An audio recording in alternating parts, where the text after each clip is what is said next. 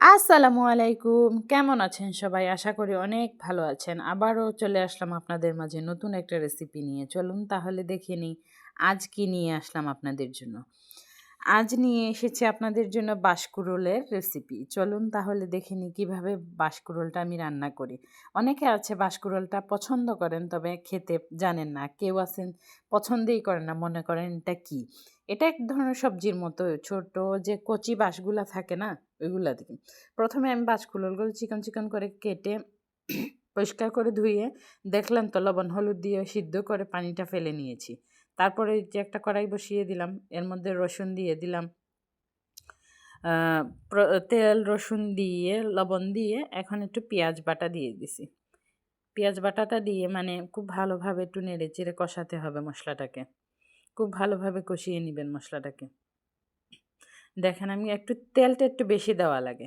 তারপরে তো দিয়ে দিলাম গুঁড়ামরিচ দিয়ে দিলাম, গুঁড়া হলুদ দিয়ে দিলাম, গুঁড়া মশলা সব কিছু আর কি, একটু একটু করে সব কিছু দিয়ে দেবো। এত ধনিয়ার গুঁড়া দিব, পাঁচফোড়নও একটু দিলাম, আর ভাজা জিরার গুঁড়াটা আমি সব লাস্টে দিব। এখন এই মশলাগুলোকে শুধু ভালোভাবে তেলের সাথে ভালোভাবে একটু ভাজা ভাজা করে অল্প একটু পানি দিয়ে দিব।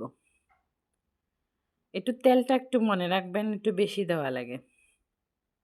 আবারও একটু পানি দিয়ে দিলাম খুন্তিটা ধুয়ে। এখন ভালোভাবে এটা শুধু কষানো, মশলাটা শুধু কষানো হবে খুব ভালোভাবে।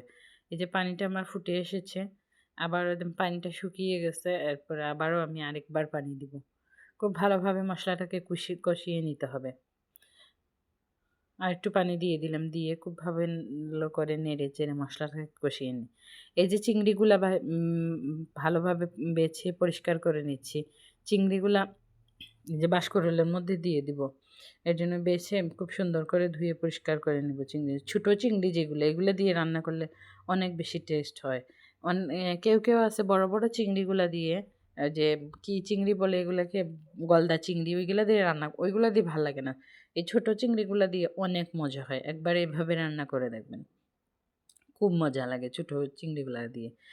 যখন একদম মনে হয় যে চিংড়ি আর ওই যে বাঁশকুড়োলটা মিশে যায়, তখন খুব মজা লাগে খেতে। আবারও চলে আসলাম মশলার মধ্যে।